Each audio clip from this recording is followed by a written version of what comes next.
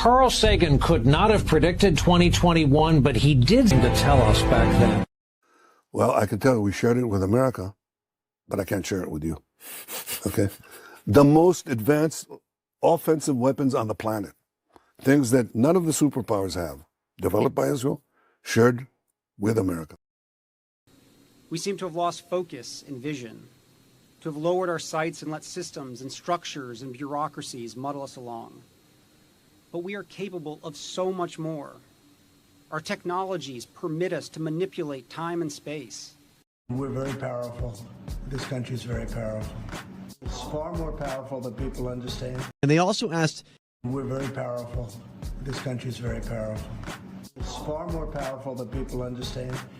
We have weaponry that nobody has any idea what it is, and it is the most powerful weapons in the world that we have. More powerful than anybody, not even close. and they also asked, could you elaborate on what's the Gorgon stare that Ashton Forbes has spoken about both on social media and here on the show? I haven't had Ashton on here in a while, but the last time I did have him on, he spoke about that program, Gorgon stare, and basically wanting to know, can you tell us a little bit more about what that is and why it would be so secret? Yeah, I can't. This is the part. This is the part, by the way, where I said I'm not sure you're going to be able to answer it if it's really in your wheelhouse. I figured you would know about it, but I figured you probably can't talk too much about Gorgon stare. But I mean, can you say anything? Yeah. No. Nope. Fair enough. But it is real. It does exist. I would say that Ashton's very good at his research. Okay. All right. I guess we will leave it at that for the Gorgon stare question. Malaysian 370, contact Ho Chi Minh 120.9. Good night. Good night, Malaysian 370. Breaking news tonight, a Malaysia Airlines flight with 239 people on board, including 4 Americans, has gone missing.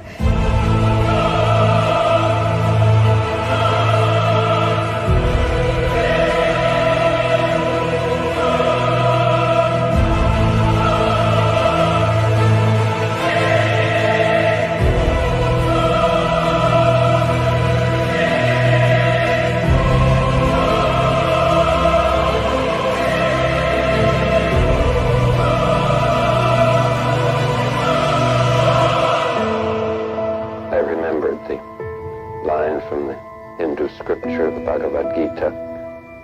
Vishnu is trying to persuade the prince that he should do his duty, and to impress him takes on his multi-armed form and says, "Now I am become death, the destroyer of worlds." Let's go, everybody. TGIF, everyone. Welcome to the live stream. Thank you guys so much for being here. I see a lot of you familiar faces in the chat, guys. I love you. I appreciate you guys so much. You know what, guys? I decided we're not going to talk about politics. Everybody's upset. We're going to talk about politics. We're not going to talk politics anymore. Just kidding. We are definitely going to keep talking about politics. Get screwed, noobs. Sorry, we're going to keep talking about politics forever. But before we get into that, just a little heads up in terms of the topics for today, guys. We are going to be digging into the Charlie Kirk situation again. There's been major updates related to Charlie Kirk. Woke left equals woke right. They want it to go away. It's not going away. If anything, it's just getting stronger and stronger. Horseshoe theory is real. We're going to talk about a new video that came out from Helion Fusion. We're going to chat about that as well. Literally, woke left-wing Democrats are literally supporting flat earthers. It's happening right in front of us. We're going to take a look at that as well. And then we're also going to take a quick look at graphene. We got Bob Greenyer talking about dense plasma focus. And then if we have time, we'll see if we get to everything here tonight. We are going to take a look at Tim Burchett. God nubbit. Was on with Tucker Carlson. Not my favorite person anymore, but curious to see what he was saying. I haven't really dug into it yet, so I'm going to dig into that. Plus, little special thing as well. Middle of the show, I'm going to talk about the nuclear conspiracy. Nuclear conspiracy. Yes, there's a conspiracy out there that nuclear weapons are fake and they don't exist. I took a look at it. And since I am right about everything, I will explain to you the nuclear conspiracy and what it really means out there, guys. So, right off the bat, I told you so. I told you so. Chat, get those apology forms ready. Get those apology forms ready. So, I have to say, I'm going to play here. Candace Owens has completely retracted all her statements. It's actually so crazy yesterday that her own fan base did not believe that the clip was real. Her own fan base did not believe that the clip I'm going to play was real. They thought it must be AI because they have been promoting this schizo fake. It's a completely fake conspiracy. Completely fake conspiracy theory and their linchpin, because every other one of their arguments has been annihilated and destroyed, and they just move on to the next one. The linchpin they're on currently right now is that the bullet from a 30-06 rifle could not have got lodged in Charlie Kirk's body. It would have gone through his neck, they decided, which is wrong, of course. I mean, you can literally just ask Grok and it'll give you ballistics reports, examples of it happening. But these are not people that, use logic and facts in their arguments. So Candace Owens comes out. Candace Owens comes out and says she's known for a week. She's had access to the coroner report confirming, she has multiple sources to confirm that they did find a bullet. They were saying that there was no bullet. You can see this narrative everywhere for the last week. They were saying it's a magic bullet. There's no bullet. And there's no way it could have possibly got lodged in him. And she comes out and says she's now confirmed that, yes, there was a bullet. Yes, it came from the front. It didn't come from the side. It wasn't a directed energy weapon. It wasn't the tunnel Jews. What are the other theories? It wasn't a microphone exploding, right? She annihilates all of those narratives and now is going with the official narrative. So I'm going to play it for you because I couldn't believe, honestly, this was such an about face. This was such an about face that I thought I thought it might be AI. I was like, wait, is this real? Is she really doing like a 180 like this in front of everybody just like this? And I think she's doing it. Before I play this clip, I want to give my thoughts on it. Because I've been wondering what Candace's deal is. Is she like actually mentally ill? Or is she just like a super grifter? And at this point, I'm going with super grifter at this point. Like, I think she knows exactly what she's doing. I think that everything she's doing is conscious.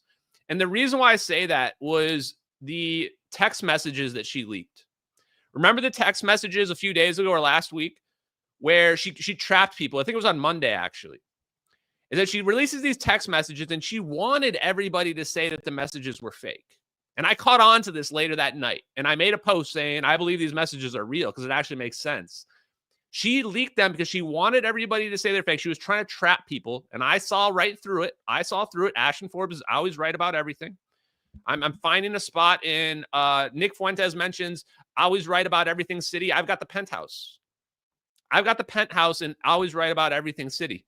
And so I saw this grift come in. The reason why she was doing this is she was getting annihilated. She's become radioactive. Her friends won't even associate with her anymore. And so she needed a win. And so she leaked these messages and she wanted everybody to come out and say they were fake. Because then the next day she's on a victory parade. She's doing a victory parade about how right she was that the messages were real, right? Even though they don't mean anything at all. Because she needed that win because she knows that kind of she's trapped. She's painted herself into a corner. So I think she's actually not insane. I think I think that she's just a grifter rank like S plus class, like grifter skill level 100, right? So here you go. And especially after watching this right here, I mean, this is like you got the amount of gaslighting going on here for her followers to be not even believing this video is real, to then just completely ignoring it, pretending like it never even happened. Like if you go look around their posts, none of them even bring up that she said this today or yesterday. They don't even bring it up. They just pretend like it never happened. They're just still all in on their fake conspiracy. It doesn't matter that she completely annihilated their only talking point. Literally their only talking point they had. She just completely annihilates it right here. Here we go. Let's watch. I can tell you The part that he is telling the truth about is that Charlie's neck indeed did stop the bullet without. I'm sorry. What? Charlie's neck did indeed stop the bullet. Where's my thing? Where's there? Imbalance. Great. Charlie's neck did indeed stop the bullet. Okay, I got to hear it one more time. Is that Charlie's neck indeed did stop the bullet without question. Without Okay? question. This is going to dispel a lot of theories that are out there. Without question. And I'm telling you this 100%. Charlie Kirk was shot from the front, and the bullet did not exit. And at least a fragment of the bullet was recovered from his neck. And I'm going to tell you exactly where it was recovered from. I have fact-checked this information from multiple sources now. I've actually been sitting on this for a little bit over a week. She's been sitting on this for over a week. She's known about. She's now saying that yes, he was shot from the front. Yes, they were actually recovered a bullet. There was no secret missing bullet. Yes, it was stopped by his neck. I mean, this is the biggest backtrack I've ever seen. This is a full-on retraction from her previous positions. Her followers have been melting down in my replies to the degree where they're literally sending me violent threats now because they can't rationalize this information in their heads. Complete and total blowout. Ultimate victory for MH370X. Ultimate vindication for Ashton Forbes. Ultimate vindication. Get the apology forms. Get everything ready. And so here now is her face-saving attempt. Her attempt to save face on this because, I mean, how else do you take this other than a complete and total loss? I mean, this is just the Titanic has sunk. All credibility is lost from Candace Owens. Her own followers are in disarray. They're just wandering around, not know what's real, what's not anymore, just discombobulated.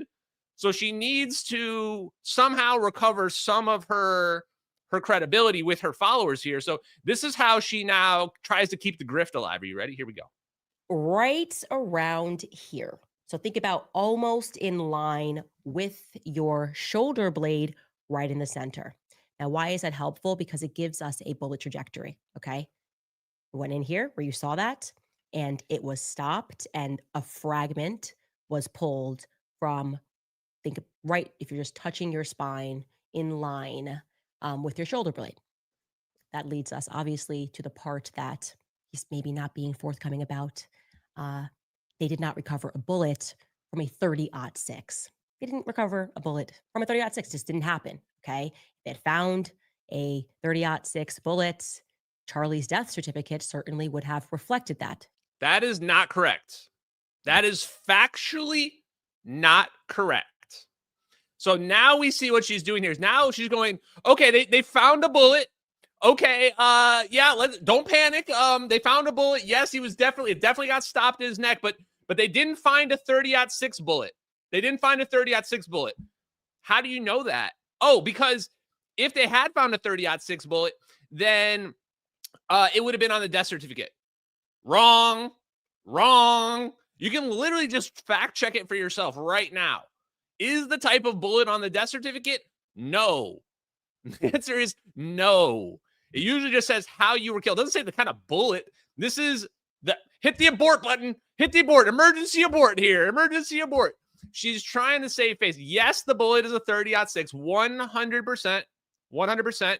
And Ashton says, you guys may say, Ashton, how do you know? How do you know the bullet's a 30-06, Ashton? Where's the proof? Where's the proof? It came to me in a dream. It came to me in a dream, chat. It came to me in a dream. I have psychic powers. Charlie came to me in my dream, and he told me that it was a 30-06 bullet. And if it turns out that it's real, then that means it's absolute proof. I have psychic powers. I have psychic powers, chat. And then nobody can deny it. I'm right about everything, and I have psychic powers. I have my remote viewing powers. I connected with Charlie's ghost. That's what happened. Okay. So her evidence is that She doesn't believe it's a 30-06 bullet because they caught a fragment and because the death certificate didn't say. So it's going to be really awkward. It's going to be really awkward when the trial starts and they'll have confirmed that the bullet is consistent with a 30-06. Because let's just be honest. What other gun could it possibly be? What other kind of bullet could it even possibly be? There's no other guns retrieved. There's only one gun retrieved, and it's been confirmed to be connected to Tyler Robinson because his own dad was the one who recognized that that was the grandfather who gave him the bullet, gave him the gun. I mean, case closed. And if you're still not familiar with this, check out the video clip I posted and or the live stream from the other day where we literally go through the Tyler Robinson text messages, which are absolute proof of everything. They connect everything together. There's no gaps in the story. Tyler Robinson is 100% the guy that did this. There's no other suspects. He's literally the one. And once again, if you want to shut down these conspiracy theory people, you literally, I'll give you the magic phrase that shuts them down. There's one phrase that you have to say that will immediately silence all of them while they're posting their schizo stuff. Ready? Who killed Charlie Kirk? They try to gaslight and say that Candace is solving the case. One person was saying that Candace should get a Pulitzer Prize. I can't even finish the sentence. They tried to claim that Candace Owens should get a Pulitzer Prize for her work, and I just go, what do you think? What's her position? What do you think she solved? Who does her suspect even actually? She doesn't even have a suspect. What do you mean she gets a Pulitzer Prize? She's done literally nothing. And they try to get mad at me. I saw some of them getting mad at me like, Ashton, you're just poking holes. You're just claiming that this is fake. And then you're demanding that they prove you wrong. And I'm going, but that's what Candace is doing. That's not what I'm doing. That's what Candace Owens is doing. Like, they don't even see that. They get mad at me for the things that Candace Owens is doing. Too funny. Very stupid people, chat. So here you go, chat. Nick Fuentes is now allowed apparently on... He's now allowed, I think, on like you can play clips of him or something. So here you go. Honestly, he says it better than even I could. He's got a better way with words than I do. I'm not even going to pretend to be in his category when it comes to, debates or whatever stuff. Dude, what is wrong with StreamYard, man? Can you fix your shit? Okay, here we go. And I don't like that it seems that every fact that comes out is pointing towards the official narrative. Entry wound from the front, that points to the official narrative. And it seems like all the speculation is wrong. Israeli security team, wrong. The bullet wound was an exit wound, wrong. False. Trap door, false, had nothing to do with it. The private jet, false. The Dairy Queen that closed, wrong location, idiot. Different Dairy Queen. It's like all of these just asking questions, speculation. Don't get me wrong. I invite people to ask the questions, and who am I? But I mean, you're allowed to ask questions. But all the speculation with each passing day gets proven wrong. How about Tyler Robinson's text messages? They took issue with the fact that he used the term vehicle. They said that sounded stilted. In Tyler Robinson's text messages with the boyfriend, he said, I can't return to my vehicle. And people grasping at straws said, who says vehicle? I've never said vehicle.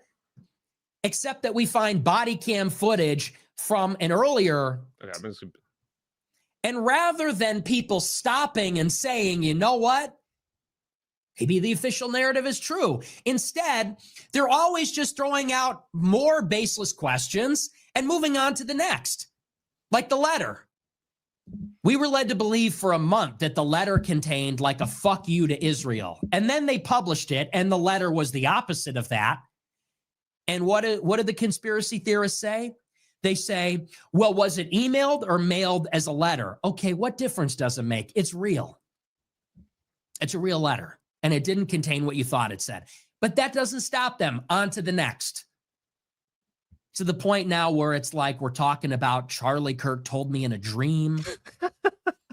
Go where the facts lead. So I just wanted to remind everybody it's going to be a beautiful day in Vindication City.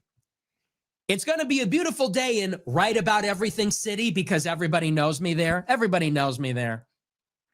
I just got back from my trip to Write About Everything Always City. And yeah, they all know me there. And this is no different than Chat. I can confirm. I've been to Always Write About Everything City. Everybody knows Nick Fuentes there. It's a beautiful day and Always Write About Everything City. I just got to confirm that real quick. And please get the forms ready. Get the ink.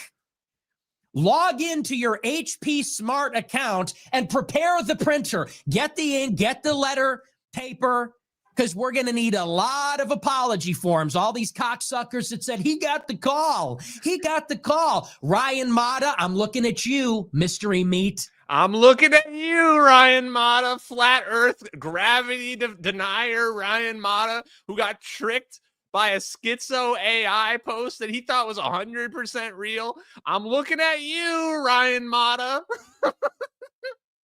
Oh, it's a beautiful day. Get the forms ready. Get the pencils. Sharpen the damn pencils, because we're going to be signing a lot of forms, assholes. Oh, I can't wait. Oh, it's so sweet, chat. Fill me refill, up. Please. Thanks. Just a refill in the fucking form. Thanks a lot. So we've been watching. Not that it's a competition. It's a grave matter.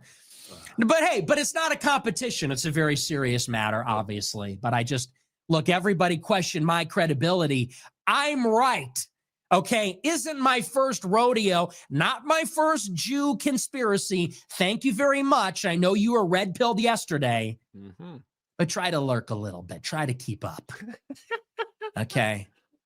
I'm asking you to trust me a little bit. Chat, not my first conspiracy, chat. This ain't my first conspiracy. We're not noobs. We didn't get red-pilled yesterday. Try to keep up. Try to keep up. Maybe you should lurk a little more and give your opinion a little bit less. That's just some friendly advice to you guys out there. For the people that are in never write about anythingville ever. For you all out there. Now, shout out to Nick for that. I mean, he's obviously getting very famous now, and for good reason. Because he was one of the few people that had the balls. One of the few people that had the balls to stand up to all this bullshit schizo crap that was going on. So what I want to point out now as well is that the Redditors have joined up with the racist schizos. The Redditors have joined up with the zero IQ racist schizos. You can see them retweeting each other, replying to each other right now. Because let's be honest, I called it right again. I called it again. I said they were going to join forces. The reality is because they're all Redditors. They're all Redditors. The zero IQ schizos are just Redditors in sheep's clothing. They use all the same arguments. They use all the same, well, I'm going to poke a hole in this, and then I'm going to make up a schizo reason for why this all works. They were always the racists. The mask has fully dropped off at this point. They have completely revealed themselves to be the gross, vile, racist, disgusting people that we always knew they were. We always knew they were. They are basically Tyler Robinson. They are Tyler Robinson. In fact, they are Tyler Robinson. They're the autistic kid with the mashed potatoes that is on his plate, putting the mashed potatoes together, going, this means something.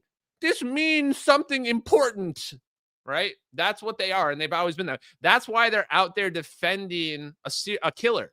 They're defending an assassin. They're trying to get an assassin off. They're basically the same as the Luigi Mangione nut jobs, who are like putting on Luigi hats and going out and saying that he's innocent when he's on video assassinating a man with children in his back. They are exactly the same as them. Horseshoe theory is real, guys. Horseshoe theory is real. They meet over here and they're the exact same people. So what have I been doing? I've been out here genociding them. That's my new favorite word. I'm going to use it all the time. We've been genociding all the racists and Nazis off of social media. And the best part is I literally tell them what I'm going to do and they still fall for it. That's how dumb they are. I tell them I'm going to get them banned. I tell them I'm going to debate them. And then that's exactly what happens. They get baited. They fall for it. So I'm just going to show you here just how many people I've gotten banned. You guys aren't even going to believe how many people I've been getting banned. This is just in the last 3 days. This is just in the last 3 days right here. Every single one of these is a different person including the one that says like 2 or 5 down here, I have gotten several dozen banned. All I had to do was debate them into attacking me and piss them off, and then they just start violating the rules of X. They start using slurs. They start doing super racist trains, and then I just report them. And the crazy part is X is the most difficult platform to get banned from by far. It's the most difficult platform to get banned from by far. You have to like literally do some really vile stuff in order to get banned from X. And we've wiped them out. In fact, just today as well, permanent ban. Permanent ban. The best part is these guys, they mess up, right? And I'm just to show you that I'm 100% real about this. I think I have it up here. Let me see. Here it is. Yeah. Okay. Wait, why didn't it just go away? Okay, there we go. This was the post that triggered them. This was the post that actually triggered them. I told them what I was going to do to them, right? When they saw this, and where they're all doing their brigading, because they have their Discord with thousands of racist Redditors, right? And I'm sure the Redditors that are the debunkers are in that Discord as well. This was the one that gave them pause. When they saw me get this reply, this was one where they wondered for a second, is he playing with us? Is he messing with us? Oh, I know. I played you like fools, forcing you to reveal yourselves. Now you're getting exposed and banned, which was my goal the entire time. I mean, I've literally said exactly what my goal was. I hope you keep it up. You're emotionally weak, pathetic little boys who are easy for me to manipulate. 100% real. That's literally what I'm doing. I'm not even afraid of saying it here on this stream because I know they're so stupid. They'll keep doing it anyway. They'll keep doing it anyway. And I'm going to keep getting more and more banned. In fact, we're about to get a 23,000 follower account ban today. A 23,000 account follower account was making up fake stuff about me, and they're about to get permanently banned off the internet now. So I don't know. Keep it up, man. I literally tell them what I'm going to do. I've banned so many accounts. I've got so many accounts banned. And remember, I made the post just like 2 days ago about how I'm going to get I'm going to destroy their movement. I'm going to get them banned off internet, get them demonetized. And that's exactly what I've been doing. That's exactly what I've been doing. They're going to call me the Bear Jew pretty soon. I'm not even Jewish, guys. I'm going to get an honorary Jewish title because they're going to call me the Bear Jew. And I'm just like, I'm the dude in Inglourious Bastards who comes out of the cave and the Nazis are sitting there and the one guy starts crying and shitting himself. And then the Bear Jew just comes, boom, smashes the dude's head in. Boom! And his friend is just sitting there like crying, tears coming down his eyes. Chat.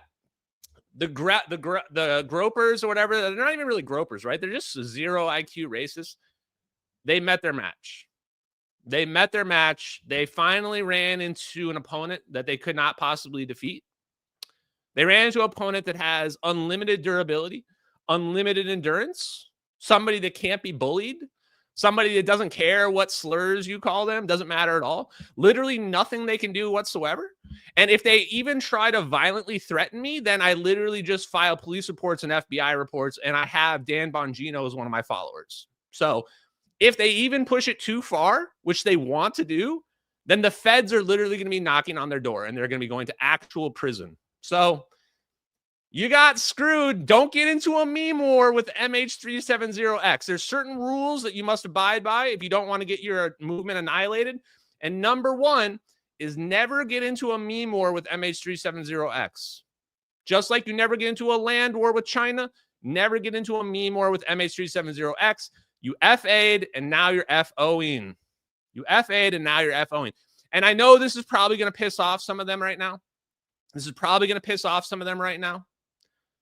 Doesn't matter. You're just buying into exactly what I want you to do. So keep it up. Please keep it up. Now, just to show you, then some of the people out there, like last thing I want to say about this, actually one more or two things I want to say here. The sad part about the woke right, the racist woke right, which is the same as the woke left, they've lost their ability to meme. You know, what made them great several years ago was they used to be able to make memes that were actually good. And this is how you know that they're the same as the Redditors. Yes, W rage bait, by the way. W rage bait, 100%. They've lost their ability to meme because how do you make good memes? Good memes require there to be an element of truth to them. And their memes have basically just become vile, fake attacks where if you say something that's not real about somebody, it doesn't really hurt their feelings. You got to have something that's somewhat real when you do it. And it's got to have an element of truth to it. And this is why the woke right can't meme. It's hard to say that the woke right can't meme, chat. So I found some good memes here right now. Candace is just asking questions. And this was actually, somebody literally did the meme in my replies earlier today where they were super mad at me. They were going, why are you picking holes? You're just picking a hole. You're just saying that this one thing is fake and then you're trying to use it to harass her. It's like, wait, but that's what Candace is literally doing to literally everybody. That's what she's doing to Josh Hammer. That's what she's doing to the surgeon right now, where she's now claiming that the surgeon is somehow in on this stuff, right? And then the dumbest part is like they're stupid. $7,000. This is why that meme, I'll explain why that meme is so stupid. The $7,000 meme is so dumb, and I hope they keep doing it because it just makes them look like complete nut jobs and insane people, is that it's not even real. It's actually not even real. It's just a thing that they took out of context, which is what they always do. They took this $7,000 thing out of context, and now they're spamming on people as if it's like some kind of attack, but it just doesn't work like at all because nobody's actually being paid $7,000. So I don't know what their point of that one is, but stupid meme. And then, this is the perfect one, right? This goes to show the woke right. Yeah, dude, look at the board there. Israel's paying influencers $7,000. They're doing it's just like the movies, chat. It's just like the movies. This is literally them. Like that's exactly them, right? The woke right equals the woke left, and they're all just Redditors, right? Their memes suck. Their memes suck, and they are just face beard incel losers. Very cringe stuff. And then, of course, we've got the Gaza Floyd. We've got the Gaza Floyd. Trans people for Palestine. Trans people and neo-Nazis for Palestine, chat. Trans people and neo-Nazis for Palestine. Because they've all grouped up. You've got literally the left and the right horseshoe theorying back together. Got the left and the right horseshoeing back together. This is their fan meeting right here. They're free Palestine. Free Palestine. You've got the trans people. You've got the communists. You've got the neo-Nazis. And then you've got the Hamas people. They're all in the same group. Oh, this is a little awkward. Oh, geez. Turns out everybody that hates each other is now besties. Because we all believe in the same fake thing, current thing, everybody. And then, of course, this is why you never celebrate. Why you never celebrate before the game is over. So I got one of those people's posts removed, and they were bragging about, I'm still here. I'm still here posting racist stuff. I'm still here. Whoops. A little bit too early. Celebrated a little too early. Now your account is gone. And the last thing I want to point out is how pathetic losers these people are. This guy was bragging about how he was immune from being banned. This guy was banned was bragging about how he was immune from being banned. And he got scared. He got scared. I went back to look at the post and I realized he had a different username. He got scared and he started changing his username. He started changing his username because he thought if he changed his username, it would prevent them from him from getting banned. These people, they act all tough, right? Like, you can't get me. You can't ban me. I'll just come back on a new account. And by the way, this is a verified account. So these guys are losing money. They literally paid money to Twitter, to me, actually. They're paying money to me. I'm going to get their money. I'm getting their money because I'm monetized. I'm going to get their money and their account is banned. I get their money and their account is banned. So he was scared. He's scared little pussy because realizes he messes up, tries to change his account to escape from the punishment. Boom, banhammer gets ya. Boom, Bear Jew gets another one, chat. Down goes the racists. And look, I called it. Ashton Forbes was right again, chat. Ashton Forbes, always right about everything city. I'm overlooking on my penthouse, looking down upon the other high IQ intellectuals, sipping my martini, sipping my latte, Delicious. Delicious. Just dunking on nerds, chat. Absolutely dunking on nerds. Home run. Get out. Okay. So where's the other thing? Okay, here it is. Wait. How come it's not on my thing here? So let's just recap on the Charlie Kirk thing real quick.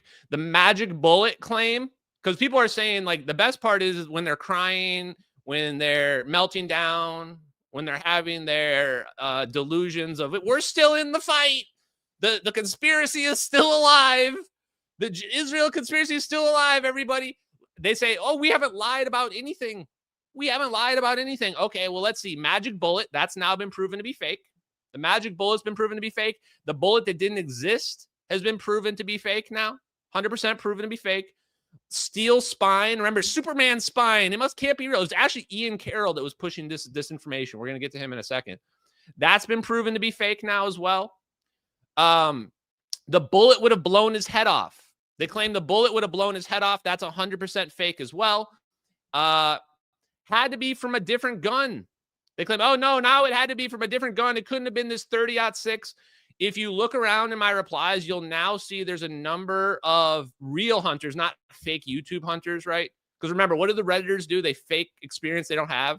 Like all of a sudden, everybody's coming out going, yep, I've got all this experience with hunting. There's no way a 30-06 wouldn't go through his neck, right?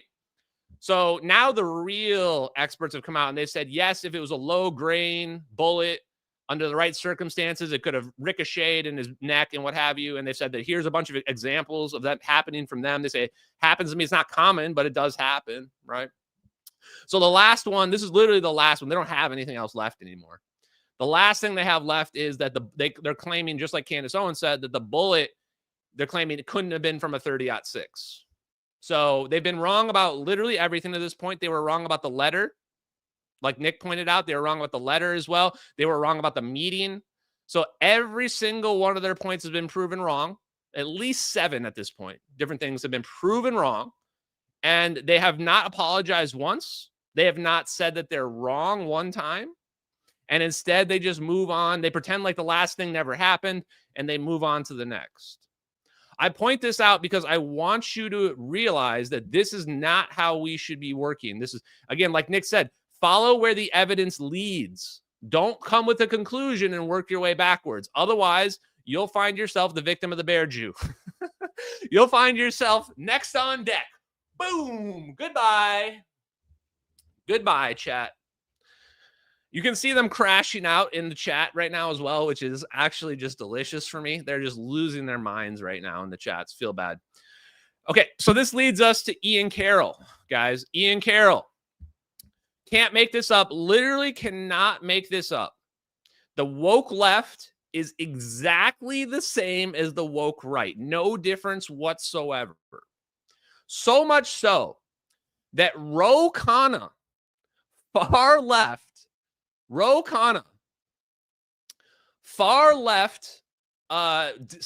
Democrat,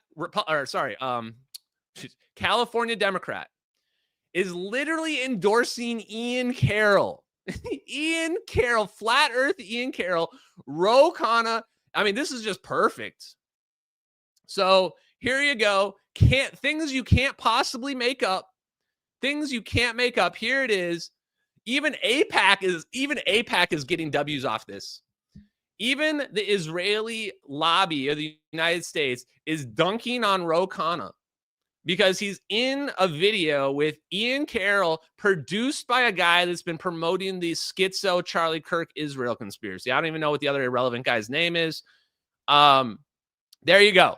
And he's saying, I don't take any money. I don't take a dime from any PACs. I'm proud to be one of the Democrats standing up against big money. And here you go. You got flat earth Ian Carroll right there. One of the worst neo-Nazi racists on the entire social media, who's never been right about anything.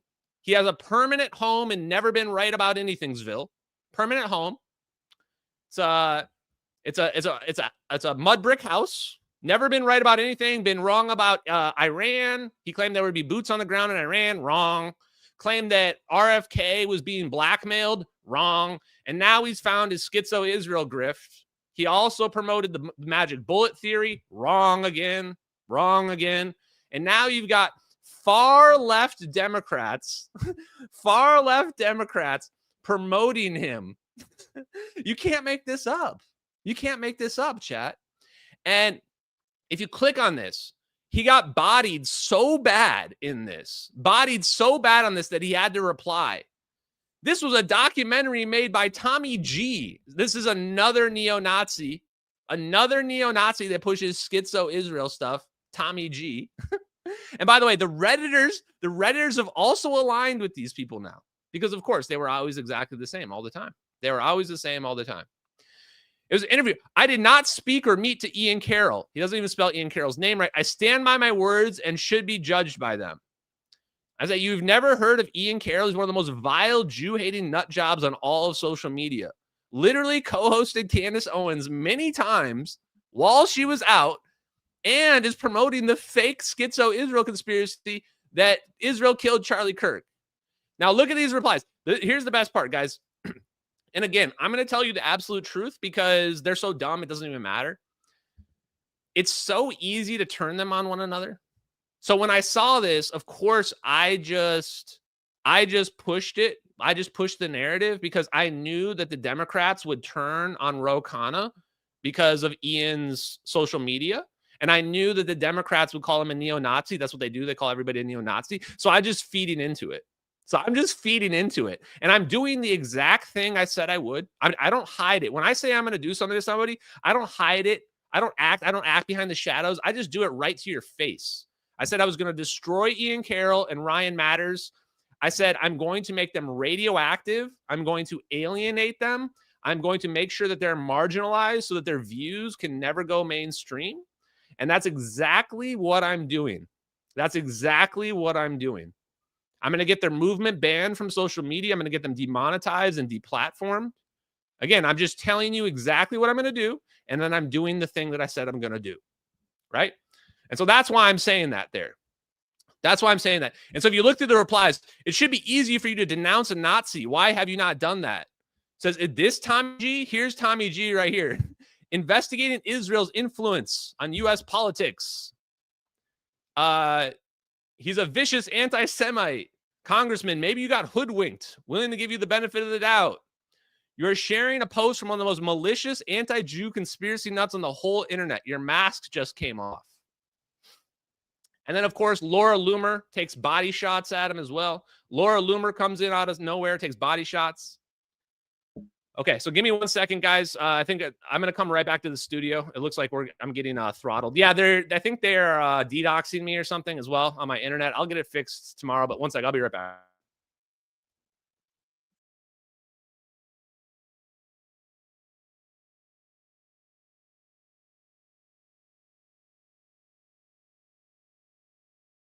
Okay, we're back. Hopefully that fixed it. That fixed it. If not, we'll just have to deal with it, guys. Yeah, they're very upset. They've been pushing bot accounts on me. They've probably been DDoSing me. You know, they've been doing everything they can do because that's what Redditors do. When they lose, they get very mad, like a little kid, you know, throwing a fit. Okay. So that was the Ian Carroll situation. Feels bad. Don't care. Too bad. So sad. Now let's get moving on to the science, guys. What you all came here for. The science, chat. The science. First thing, the nuclear conspiracy. There's this conspiracy out there that nuclear weapons are not real, that nuclear weapons are fake. And I thought that's weird because we know nuclear weapons are real. I mean, I'm literally exposing a super advanced nuclear weapon from the MH370 videos. DDoSing. Why did I say DDoS? I don't know. You're right. Sorry. DDoSing, not DDoSing. Thank you. DDoS. So I looked into this conspiracy about the nuclear weapons because I was curious, what is the actual truth about it? And this is a good example of how conspiracies get twisted, where they say, oh, the conspiracy is that nuclear weapons don't exist. Actually, if you look into the conspiracy of nuclear weapons, the conspiracy is actually that not that nuclear weapons are fake, but the argument for why they claim they're fake is because they say there's no radioactivity. They're actually not radioactive. That's what the conspiracy is. And I thought, wait a minute, that's really interesting. That's really interesting because that aligns with aneutronic fusion. So once again, here's a little bit of science for you guys. I was telling my aunt this. We had dinner tonight. I already had my steak. I'm already good. She asked me, well, what is aneutronic? What is neutronic fusion? What does that mean? So when we take fusion, when we have fusion happen, depending on the atoms, depending on the fusion fuel that we use, most fusion fuels release, when they fuse together, they release neutrons. The neutrons are what the heat comes from, where the radioactivity comes from. So if the neutrons are where the heat and the radioactivity comes from, then an aneutronic reaction that has no neutrons is directed energy conversion, meaning you're converting, instead of to heat, you're converting that to electricity. But it also means, since there's no heat, there potentially is no radiation as well. So you could argue it's a clean nuclear bomb. So this is what makes me wonder, maybe the conspiracy is actually real. Maybe the conspiracy is what we've been talking about, aneutronic fusion. Because basically no one knew what aneutronic fusion was unless you were like following Helion fusion or you are watching my content. I would argue that I'm one of the biggest influencers, if not the biggest influencer, who's been pushing the concept of aneutronic fusion to the public. It'd be pretty hard to find somebody who's been pushing it harder than I have been. So maybe the conspiracy is that they figured out aneutronic fusion all the way back in the 60s. And they figured out that the aneutronic fusion produced enough energy to actually manipulate space-time significantly. Produce a wormhole, produce a warp drive, whatever. So another thing I want to take a quick look at, because the next thing I want to show is there's a new Helion fusion video. We're going to watch it. I haven't watched it yet, so I hope it's good. But again, guys, and please don't get mad at me, because this is what I'm worried about. I'm going to be perfectly real about you. I do want to invest everything in Helion fusion, but I'm worried that they'll purposely tank the stock if we put all our money in it just to get back at us. Because it would be a smart move, right? Where like we all invest in Helion fusion and then they intentionally tank the stock and then we lose all our money. So this is why I say you got to be careful. Like Helion fusion definitely is real, legit. They know it. They're going to be the one that's going to go wild. But we have to be careful, because if we push too hard, then they might manipulate the stock market, manipulate the company to make us lose our money. So this is where we got to skirt the line just right on this one. Okay. Before we get into that, Bob Grenier, Martin Fleischmann Memorial Project. If you're not familiar with him, go check him out on YouTube. He's got some of the best hardcore deep science content. My content is more made for like, normies to try to understand. Bob Grenier's content is like, if you are deep in the physics, deep in the electrical engineering, deep in the plasmoid research, then you want to check his stuff out. I caught just a few minutes of his stream earlier today. And there he is on the right. And I just thought this was really interesting because he was taking a look at Eric Lerner's dense plasma focus, DPF, which is a slight variation on field reverse configuration. This is basically the third company. You've got Helion Fusion, you've got Tri-Alpha Energy, and then you've got LPP is what his company's called, is doing this dense plasma focus fusion, which is very similar. And what I thought was interesting about this is that he says these are the challenges to make it actually work. These are the challenges to make this actually work. He says that because when you think about what are the problems, like if we looked at like the Sapphire project, is like when you try to make this fusion stuff work, or even NG8. I did a video on NG8 where you could see their over unity happening in their plasma reactor. But the problem is they can't keep it running for very long. If they run their fusion reactor for more than a few minutes, or even up to an hour, it literally destroys the machine. This is the problem, because when you're working with plasma, you're working with neutrons are being released, and the neutrons are literally damaging the equipment. So this is the big concern. So when we look at this here, this is what these are how they're addressing some of those concerns. So he says, step one, here are the main physical mechanisms used in the design and installation of, I think it's called a multiplasma something or other, multiplasma cathode or heterogeneous plasma cathode. Modernization of the well-known installation named plasma focus using a heterogeneous plasma cathode. Now the cathode and the anode are just the two sides. Like imagine a battery. The plasma, the anode and the cathode are just the two sides of your battery, right? It's a matter of which direction is the current going, anode and cathode. So the current, so you've got your positive, you got your minus, and where you're going to have your current flow. Okay, is it going this way or is it going that way? So that's your cathode. So we're making this cathode, we're making this positive and minus charge. We're going to have this plasma arc in it. And we've got to figure out a way to make this thing where it's not going to fall apart, So the problem is created by an erosion plasma generator in the new magnetic plasma compressor. That's the MPC, magnetic plasma compressor. So what they're doing then is they're saying, okay, instead of having like a physical metal thing, maybe the plasma itself can be an anode. Maybe the plasma itself can be a cathode.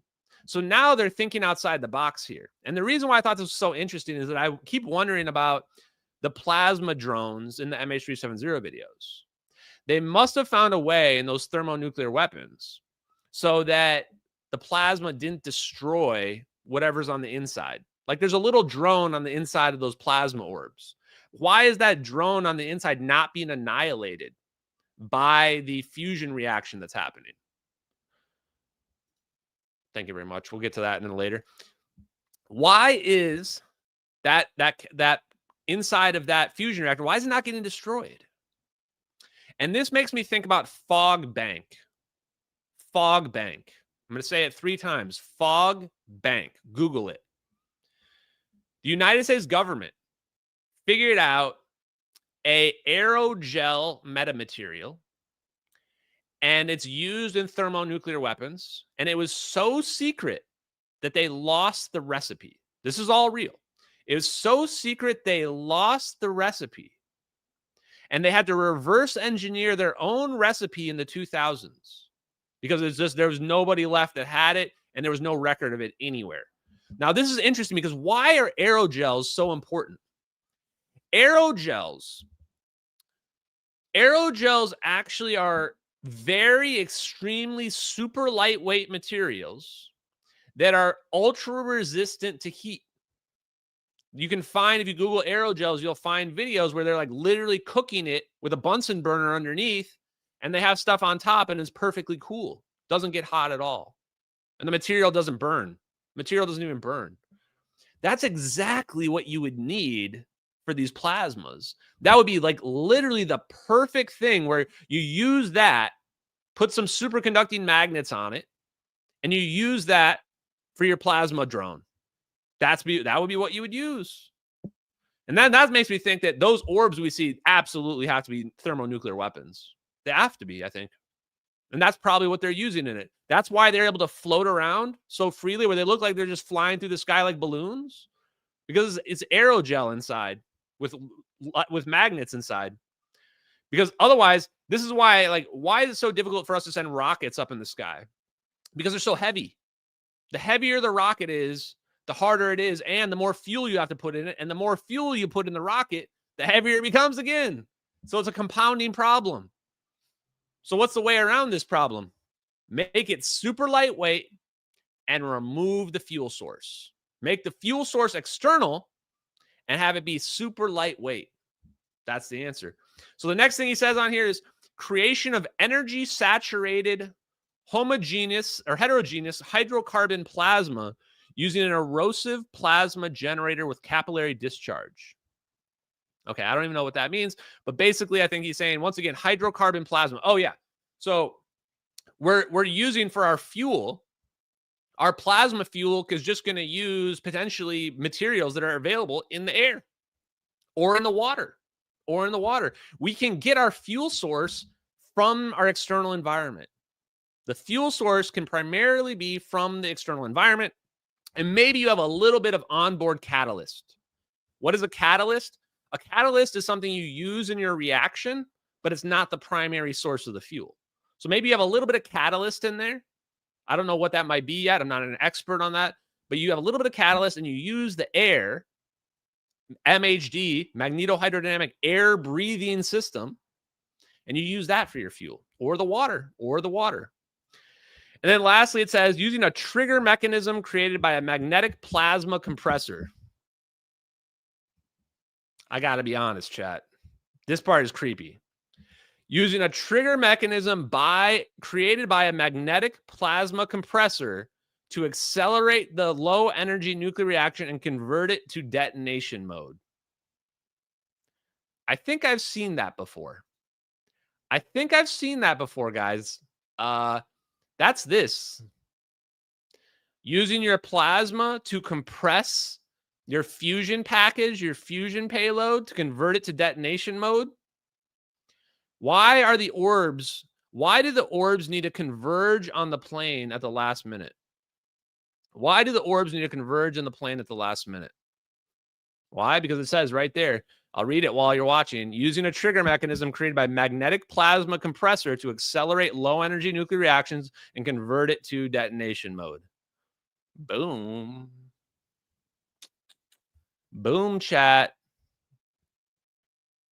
There you go.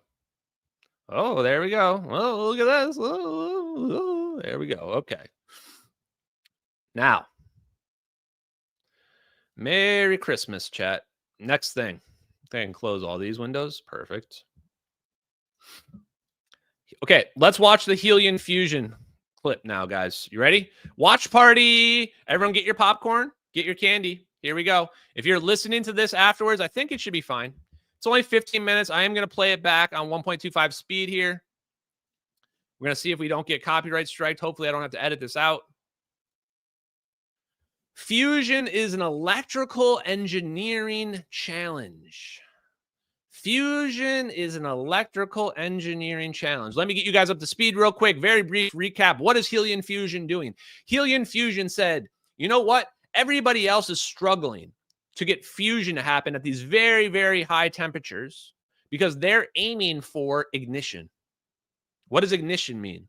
Ignition means they're trying to create their plasma and get it so hot that it becomes self-sustaining, meaning that it just keeps going forever, just like the sun up in the sky, that it stays like that. So Helion fusion came in and they said, we're going to try to do it differently. We're going to do it differently. Instead, we are not going to aim for ignition. And most people say, wait, what? How can you get over unity if you don't have ignition? They think you can't get infinite energy unless your plasma ball is self-sustaining and just keeps going forever. And Helion fusion came in and said, wrong. Helion fusion came in and said, we're building a new plant in Always Right About Everythingsville. Brand new power plant. Going to be powered by a neutronic fusion. It's going to power Ashton's penthouse in Always Right About Everythingsville. And they said, we can take an aneutronic reaction, which is going to have much higher rates of efficiency than hot fusion, 3 times higher rates of efficiency, higher than 90% conversion into direct electricity. Not converting to heat, not spinning any turbines using steam, not heating up water. That's all for primitives. We're not doing that. We're high IQ futurists. So instead, we're going to convert it directly to electricity super efficiently, and we're also going to recycle. We're also going to recycle the energy that we put in. We're going to recycle the energy we put in, much like how an electric car recycles the energy when it breaks. When we recycle the energy when we brake on our electric car, same concept is how Helion fusion is doing their aneutronic helium-3 or boron-11 fusion. Why aren't they using lithium? There's only 3 aneutronic fuels. Helium-3, boron-11, which is the goal, and then lithium. Why aren't they using lithium? Oh, because it's literally used in nuclear weapons and they're not allowed. Let me say that again. Lithium's literally used in thermonuclear weapons. They're just not allowed to use it because it's too risky, too much energy being released. So that gets you up to speed. So the last bit is, since they're not going for ignition, since they can create a system that's so efficient, the temperatures that are required are 10 times lower. Their energy requirement, their temperature requirement to get fusion to happen is 10 times lower than hot fusion. Bingo. Bingo. Imbalance. Great. There we go. Guys, aneutronic fusion, chat. You're not supposed to ask those. To ask those questions. What's wrong with you, Mom? Why are you so scared? Why are you so scared of aneutronic fusion? You're not supposed to ask those questions. Okay, let's learn a little bit about aneutronic fusion. Here we go. So Helion operates a pulsed fusion machine. We have a set of electromagnets, sometimes we'll call them the coils, that are plugged into a pulse power capacitor bank. This is capacitors charged somewhere in the 40, 30 kilovolts range, discharging in the tens of kiloamps each. The coils will wrap a vacuum vessel. We inject a neutral gas into this vacuum vessel and then discharge the pulse power bank into the coils. This will ionize the gas and shape the resultant plasma into an FRC, a field reverse configuration, which I think of as like a semi-stable plasma arrangement with closed magnetic field lines. And you can move it around in space by applying magnetic field externally. So we make two of these, one on each side of the machine. We move them towards each other into the middle of the machine, where we compress them. As they compress, they get hotter and hotter. Fusion starts to occur. Their internal energy increases and they try to push back on the magnetic field. And that pushback creates energy that we can couple back into the electromagnetic system. And we see it as voltage on the capacitors. My team, the high voltage and low voltage team, they designed electrical circuits. So this is really cool, right? I mean, we're only 1 minute in and he just explained it. We're taking two plasma rings, having them collide, and then we're having them spin around. And then the magnetic field, we have this like a push out effect, and the magnetic field compresses them. And we use that to produce our energy. So now we've created like a, I don't know how to explain it, like a magnetic plasma turbine. It's just going to start spinning, and we can just use that to produce energy. That's just how all forms of energy work. We're just spinning a copper coil through a magnetic field. This is the more advanced version, right? So here we go. For the machine, the high voltage team focuses a lot on the pulse power system. That's the system that delivers the energy in the pulse power capacitor bank to the electromagnets. The low voltage team works on things like control systems, health monitoring of the pulse power bank, plasma performance monitoring, measurement of energy, precision measurement of energy, so we know where it's all moving around. They also follow the life cycle of an engineer. They design things, they simulate their hardware, they make prototypes. The basics of the pulse power circuit is really something from EE 101. You have an RLC circuit. You have this capacitor, a switch, an inductor, and a resistor. So you can see those elements in URSA. You walk into the building, you'll see the capacitor bank, which is kind of the capacitor and the switch. We have the capacitor bank divided up into what's called pallets. Wow. These pallets contain a few capacitors, a few switches. It's way safer, way more manufacturable than making one gigantic capacitor. You take these capacitors, you put them in parallel with each other so they can all flow current together. And they will discharge into cables that are connected to the coils. Cables I think of as our resistive elements, the R of the circuit. There are other elements with losses, but cables are really the only one that's mostly a loss. And then you have the coils, which are the inductor. And of course, coils have some losses as well. The capacitor bank itself has some. And so you start to see this in the building as you walk the pulse power bank racking. It's very geometric. You're very much trying to fit components together without creating new arcing potentials. Pulse power, the way... Wow, that's what it looks like. So it looks like a data center. It looks like a data center. So they've got this data center, and they're basically making batteries. They're just putting a bunch of batteries in alignment. And so these batteries are going to charge up. So this is definitely, okay, so now I'm getting it, right? Half of the battles, just like with magnetic motors, the battle isn't the front end. The battle's the back end. The battle is, how do you set up the capacitors in the back end? And how do you get the energy to flow to them? And what he's saying here is that we can basically get the energy to flow to our capacitors at near perfect efficiency. Near perfect efficiency. And so we can get this super high efficiency where we're having our plasma charge all these capacitors, and then we're going to selectively discharge them to use that energy to power the lights or whatever, to power the power grid. And then we're going to have them keep recharging. Right? So not only do we have to have our fusion reactor running, but we have to move that energy from our fusion reactor, our electric fusion reactor, to our batteries. And then remember, like, if I just have the system open, then it's only going to recharge to a certain level, right? So we need this battery over here to start charging up. And then we need to switch over to a new battery, have this one start charging up, and we have to have this one start draining without impacting this one. So it has to be a very complex system of the batteries charging up and then draining in order to use that power actively and efficiently. And clearly, if they're on this level where they're producing this already, they already know it's real. They already know it's real. The way I think about it is we are taking a set of simple components and turning up the operating voltages, turning up the operating currents. So everyone's familiar with LC circuits. Sometimes people call them resonators. The idea for Polaris machines is we will take some simplified version of that and dramatically increase the operating voltage for the target of creating more magnetic field, which is a function of how much current is flowing.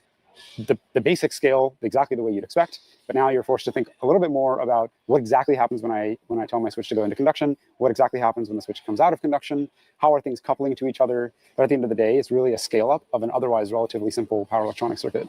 Specifically at Helion, we're driving gigantic electromagnets to try and generate enough magnetic force to form and translate plasmas to then do fusion, and that requires some really high current pulses, different pulse widths, lots of cool circuits that have to do that, and drive circuitry, and all of that falls under the umbrella of pulse power. We have a huge capacitor bank that has to drive high voltages through our semiconductors, and then they actually will see reversal of voltage because of the way that an inductor works. And so it is purely an electric to magnetic conversion. They must then receive that negative voltage in a way that we can then either capture it or hopefully one day put it back on the grid. We design our units to be manufacturable in what we... Negative voltage? This reminds me of Deborah Chung. Why does this remind me of Deborah Chung? So they're saying, okay, we put our voltage to charge up our plasma generator, and then the energy comes back to us. Now we need to take that energy and we need to go use that excess energy that we gained, that over unity energy that we gained. We got to go use it to charge these batteries, and then we got to start the process over again. And as long as you have less energy coming into this system than you're getting out of this system, you've got unlimited green energy. Then it's just a matter of scaling it up. So they've already proven conceptually that it's possible. They've already proven it at conceptual level, obviously, even to get to this point where they're already building these giant things. They've already proved it conceptually. Now they're actually just building plants. They're actually building, and they're saying, okay, we're going to make one of this size. And if it's this size, it can produce this much energy. And then that energy will be added to the grid. Or what's really happening, they're going to power Microsoft's AI data centers, right? That's what they're going to do. They're going to power Microsoft's AI data centers. They already have a contract to do it. Called pallets. And that means they're just subunits of the same circuit that are then run in series or parallel. And there's more series and parallel in the pallets themselves. So that means different methods to make sure that everything is balanced in both their turn on and their turn off, so that you get a uniform energy and field delivered to the coils. So I built in this bay all the hardware necessary to recreate the fields that a formation coil would see. It carries less than 200 kilojoules, which is a lot. And we're trying to understand more deeply how these circuits interface directly with the coil. We believe that to make the best plasmas, we need to have as high flux as possible in the formation section, which means you have to have incredibly fast and high formation loop voltage. And so that, for us, that means the semiconductors, the circuit needs to be more balanced and steal less voltage out of the capacitors. We're connecting these all to a formation coil. This does mean potentially more robust systems and learning more about the geometry potentially of how we connect to our coils. So as you can see, we've got quite a few pallets all hooked up, running their little racetrack all the way through, and then they come and connect to our coils. This setup is using the exact coils that Polaris uses in the formation section. Same hardware, same size, and so that we can hopefully create the same field, and we can learn from that. So we then also had to replicate how they're connected. This setup will vet that that is the right connection method to do, as well as help us understand if the way that we've connected them has created another loop. The real question is that loop then also... You guys see those electromagnets? This looks just like... Look how similar... Where is that? Where was that? Lady. Come on, man. What the hell? Also had to replicate how they're connected. This setup will vet that that is the right connection method to do, as well as help us understand. Look at that. Those are electromagnets, right? Look at those electromagnets. That looks just like many free energy magnetic motors. Look at that. Look at how they're configured geometrically around their circular stuff there. This looks just like the free energy magnetic motors using electromagnets. Very similar, right? And you're seeing the same concept because we've basically taken the free energy magnetic motors from the 70s and they found a better way to do it. They said, why bother with these magnetic motors that are big, they have moving parts? Instead, let's just use plasma. Let's go straight to the source. Plasma is the source, right? This is why, you know, free energy magnetic motors are cool. They work. They're obviously real because 0 point energy is real. But this is taking it to the next level. This is why I say that fusion is basically just a tap. So it's a 0 point energy tap. Fusion is just a 0 point energy tap, just like a magnetic motor is churning up the ether. So a magnetic motor is basically the analogy or the equivalent of like a water mill, which is like, yeah, water mill is cool. It works, right? It captures the stream of water and uses that to produce energy, but it's not really efficient. It's not really efficient. If we go right to the source, then we're taking plasma and we're using plasma itself to do it. Now we're getting way more efficient. Let me go back. And if the way that we've connected them has created another loop. The real question is that loop then also reducing the performance of the machine? There are voltage probes in different areas. There are current probes in different areas. And we are now using this to vet some new plasma diagnostics. We go from kind of the conception phase to the circuit phase. We do modeling. We do some benchtop testing. Here, benchtop testing does mean pretty large sections of hardware before it gets put in a manufacturing size hardware. This setup actually uses all of the manufacturing built hardware as well as the upgraded style of circuit. So we have two different circuit modes that will be running into this coil that will generate an interesting waveform, the same waveform that Polaris sees, bias field plus the pulse of the main field. While there is no plasma to generate, we won't have any fuels. We will really be able to hopefully replicate those same vacuum fields, compare against that, and see if there's anything we should be doing differently. Part of my job is to find the limits of things so that then we know where we can run underneath. We can say, I know where it's going to break, which means I either need to build it better, or this is the limit, here's where you can run it. We're always going to take what we've built and iterate on that in a more substantial way. And that's not just from a like operational perspective. That really Okay, so I get it. So they're advancing, they're working on it, blah, blah, blah. has to be grounded in the initial engineering design. Yo, some of these guys chat. I'm not gonna look. I'm a hater. I'm a hater, chat. Let's just keep it real. I'm a hater. I hate on people. I feel like these employees, they might need to take some of this energy they've got and go run on a treadmill a little bit. I'm just saying they don't look super physically fit. And free energy, we got a long way to go with free energy here. So hit that treadmill. Let's keep that body in shape. Let's maybe put down the fork when it comes for second dessert so that we can focus on the neutronic fusion, please, good sirs and ma'ams. Thank you very much. The pulse power bank is made up of tens of thousands of semiconductors and somewhere in the thousands of capacitors. Is it performing the way you expect? Is it turning on when you want it to? Is it stopping when you want it to? That's information that in a pulse power system of this scale, you typically would not have had access to until something's broken and you have to go look at it out there. You have these tightly integrated low voltage circuit boards embedded in high voltage pulse power circuits. They're bridging tracking distance gaps just on the brink of where it's reasonable to prevent arcing or not. And we're using really interesting novel strategies to go do that. Hello.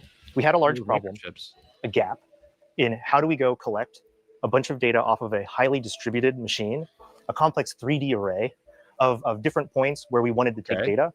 And then that same complex 3D array go and trigger all of these in a specific sequence. The two choices that we had to wrestle with was the choice between a centralized system and a distributed system.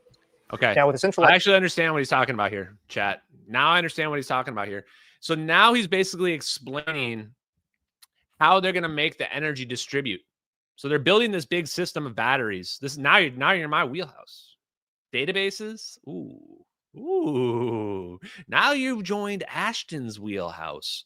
So now they're saying, okay, how are we going to get these batteries to turn? How are we going to get the power to flow through this system? How are we going to get to pull from our reactor and charge up and then distribute to the next one next to it and go down the line until it gets flowed out to the public, to my house, so they can charge my sign, so they can power our internet and what have you while it's running. We need this thing to be running all the time. So we have to have a complex way for when we're going to turn on or turn off these batteries that we're making. System, you would have some large controller somewhere in the machine, in the building, some large thing. And you would have all of these tendril harnesses worming its way through this whole complex 3D array. Probably more over here too. And then, even more in between those. What we didn't like about this, one is the ability for redundancy, either now or in the future. Is there a pathway to make this a redundant thing?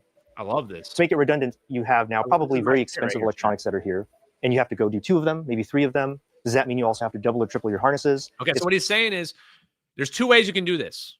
One, you've got your reactor over here.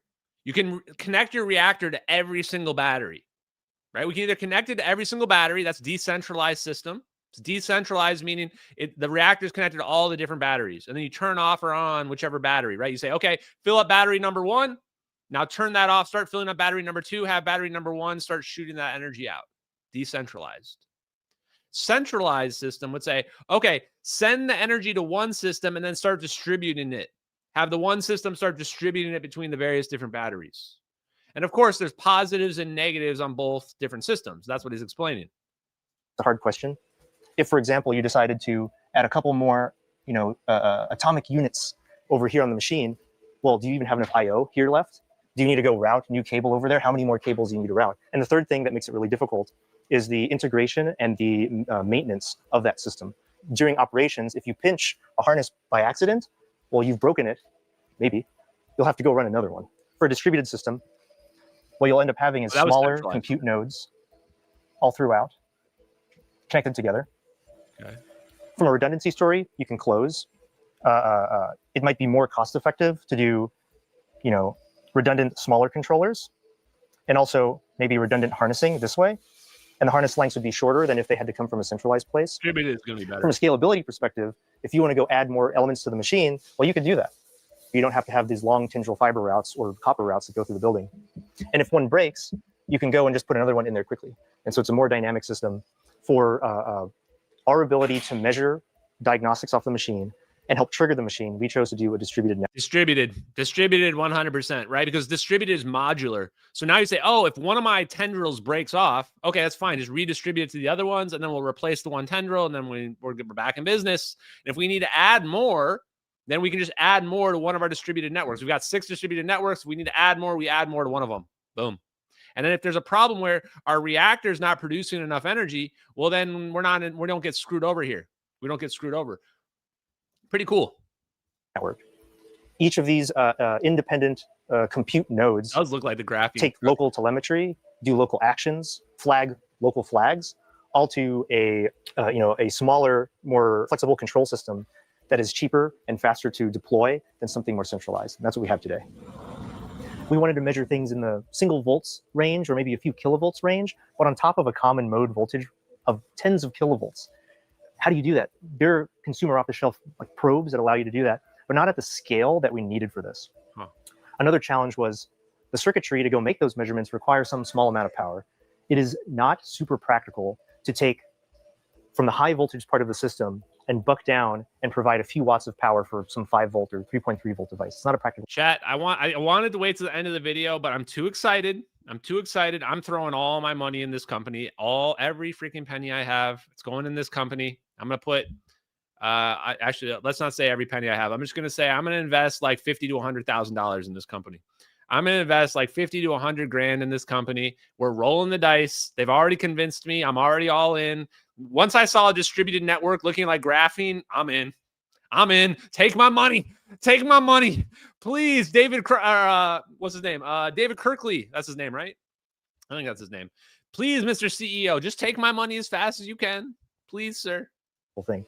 It would require maybe a lot of exotic circuitry that we couldn't necessarily scale, or just an incredibly a large amount of inefficiency and power burn. So we had an idea. What if we look at wireless charging?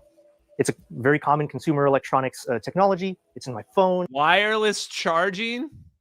And we're doing wireless charging too?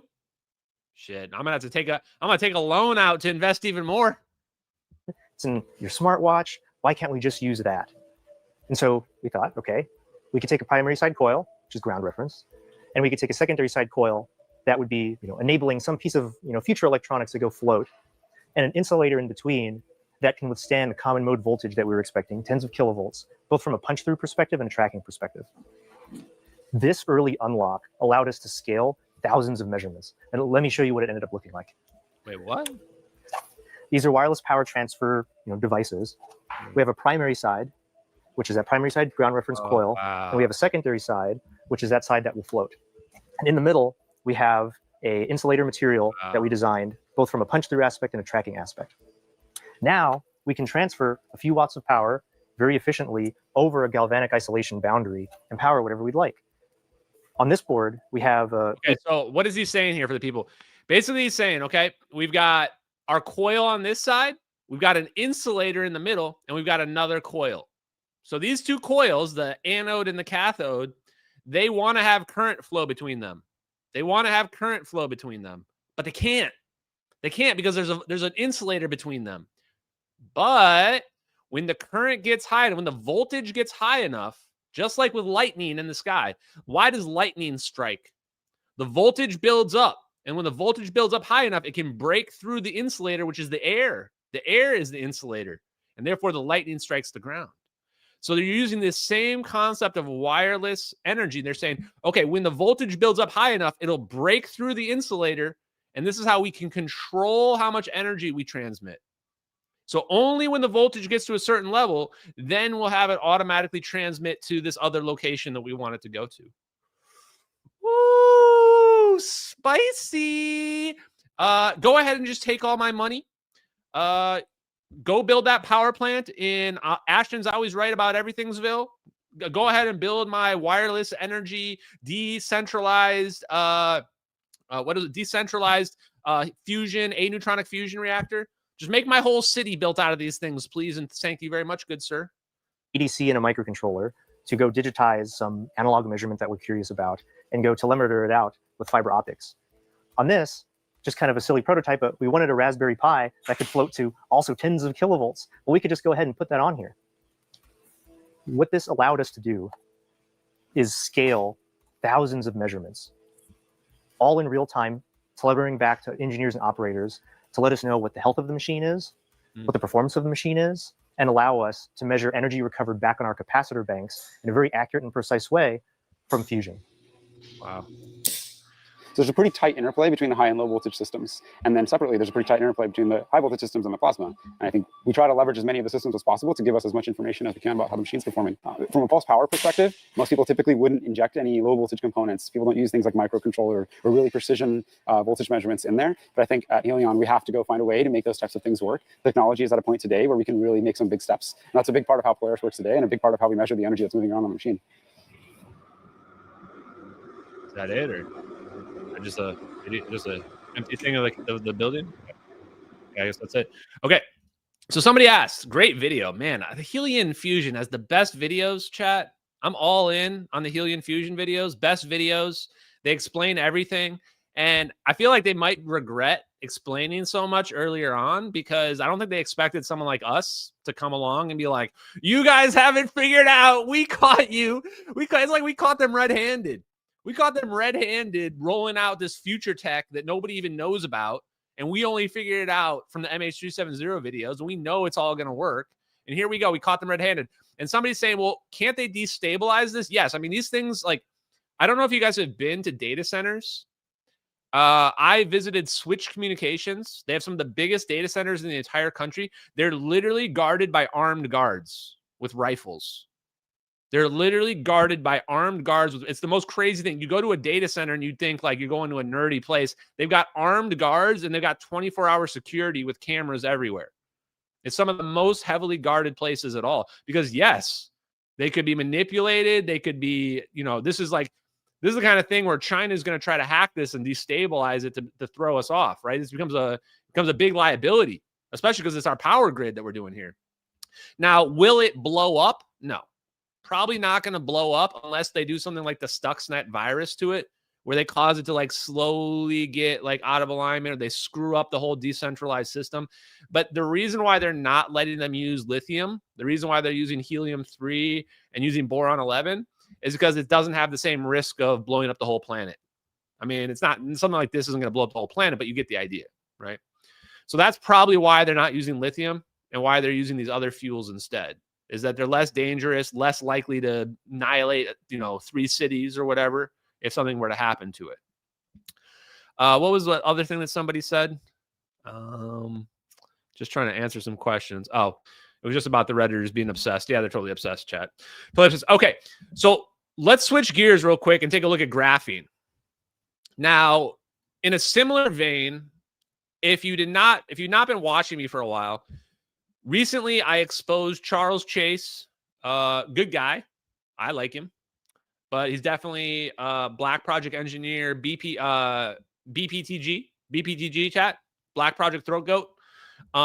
Definitely near the top of the list when it comes to people who know about the technology. He built a compact fusion reactor for Lockheed Martin. He brought together a bunch of free energy microchip engineers, and he did some presentations. And one of those presentations was by Paul Thibodeau. I'm not sure how you say his name. And he's from University of Arkansas, I believe. Maybe Arizona, Arkansas, I think. And his free energy microchip was a graphene microchip. Graphene that was harnessing the Brownian motion of thermal energy, natural ambient thermal energy, to create, and I'd shit you not, to create essentially what is a permanent battery. What is a battery that its null point, its equilibrium is above 0. Meaning you drain the battery and it just recharges itself. Can you imagine a battery where you drain the battery and it just recharges itself? And if you try to overcharge it, then it goes back to its equilibrium. How crazy is that? And how do they do it? How does he do it? Graphene. And why is it possible? Because graphene has very high electron drift velocity. So you guys know those videos of taking a copper coil. You take your copper coil and you drop your magnet through it, or copper tube. You drop your magnet through it, and the magnet goes really, really slow. Magnet goes super slow through it, and then you can catch it on the bottom. Graphene's like the opposite of that. The electrons in graphene are zipping along super fast. Super fast. And so now imagine you're going really fast. I have an electron that's going this way really fast. And now imagine I take a second electron that's going this way really fast. They're going 2 different directions super fast. What would happen? Oh, the Doppler effect. The Doppler effect happens because now we're achieving speeds in opposite directions that are becoming relativistic. Like we're now getting to a point where the light between the two, from the perspective of each electron, it looks like because it's getting further away, we're now achieving speeds where we're getting really high, really high. And so when you look at Paul Thibodeau's paper, you'll see that the only way it works is when you have the circuit where the electrons are going in opposite directions like this. If you make them go in the same direction, it doesn't work. If you go the opposite directions, it does work. Spicy. Ashton is accelerating our demise. Chat, it's no lies detected. No lies detected. So let's take a look at this real quick. I'm just going to read this post here from Massimo or whatever their names is. Graphene just broke the fundamental laws of physics. Graphene's out here breaking all the rules. We're doing a movie trailer. Graphene is breaking all the rules, chat. It's breaking all the rules. Its electrons just did something physicists thought was impossible. For nearly 200 years, metals have obeyed the Weidmann-France law, the rule that electrical conductivity and thermal conductivity always rise and fall together. Uh-oh. But in ultra-clean graphene, researchers at the Indian Institute of Science found the opposite. Uh-oh. As electrical conductivity increased, thermal conductivity dropped. shattering a principle they thought in every textbook. Now, why is this interesting? This same concept of this relativistic motion, in one of the other videos that Charles Chase did, one of the guys argues that we can get negative entropy. That if we accelerate our electrons in different directions, then what actually will happen is that hot or cold will move to hot. Normally, when we think about thermodynamics, we say that hot always goes to cold. If it's cold over here and it's hot over here, the hot will always go to the cold. But when we achieve these super high relativistic speeds, relativistic meaning moving in different directions, so from each perspective, then all of a sudden, cold is going to hot. This is a free air conditioning system as well. You're literally producing cold from nowhere. Cold flows to hot. Here you go. Now I've produced a heat or a cold pump, a heat pump. I can now refrigerate an area just from building this electrical circuit. So instead of entropy where something's heating up, I have my system and you can't be perfectly efficient. Can't be perfectly efficient because we lose energy to heat. That's the whole idea of thermodynamics. You can never create a perfectly efficient system. Second law of thermodynamics. Can't create a perfectly efficient system because you always lose a little bit of efficiency due to heat. But now we just flipped the game around. Now we just said we're not even producing heat. Now we're producing cold. Now we're producing cold instead. How is that even possible? Oh, you know how it's possible, chat. 0 point energy. Yahtzee. Yahtzee. 0 point energy. So now he says the key lies in the Dirac point, a strange electric tipping point where graphene is neither a metal nor an insulator. Here, electrons stop behaving like individual particles. Instead, they flow collectively, as a nearly perfect fluid, a state called a Dirac fluid. Sounds a lot like a Bose-Einstein condensate to me. Sounds a lot like a macroscopic quantum effect to me, chat. In fact, it sounds exactly like a macroscopic quantum effect. We're taking the quantum mechanics, where quantum mechanics, pendulum never stops swinging in quantum mechanics, and we're scaling it up. Remember, what just won the Nobel Prize? What just won the Nobel Prize? Macroscopic quantum tunneling. We are entering the quantum age. 0 point energy 2025 is here right now. You are literally in the middle of disclosure. This is more disclosure than you will ever get from an interview between Tim Burchett and Tucker Carlson. This is more disclosure than you will ever get from any UFO hearing ever. Now it says the discovery doesn't just rewrite the rules for graphene. It produces a tabletop window into extreme physics, usually reserved for black holes and high energy colliders. Scientists say this behavior could help probe the mysteries of the quantum entanglement. There it is. There it is, chat. This could help probe the mysteries of quantum entanglement. Why? Because quantum entanglement is just manipulating the ether, manipulating the 0 point energy. Where's the negative energy coming from? Where's the negative entropy coming from? Whoop. This is positive. This is negative. We're at the surface of the ocean. So what we're finding is we're finding materials, we're finding science, we're finding physics that is interacting with the 0 point energy. I am the world's first 0 point energy influencer. Sorry, Nassim Haramein. Sorry.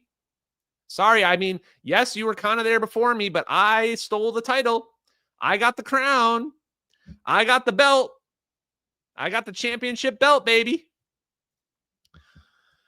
Scientists say this behavior, black hole. So scientists say this behavior could probe the mysteries of quantum entanglement, black hole thermodynamics, and the very fabric of matter itself.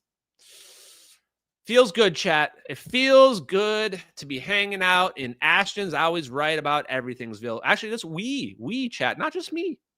Not just me, guys. You guys can get the next door next door to the penthouse. We've got a high rise ready for every high Q 0-point energy influencer. Everybody gets a room. Everyone gets in a room about, I always write about everything. We were about, how many months ahead of this are we?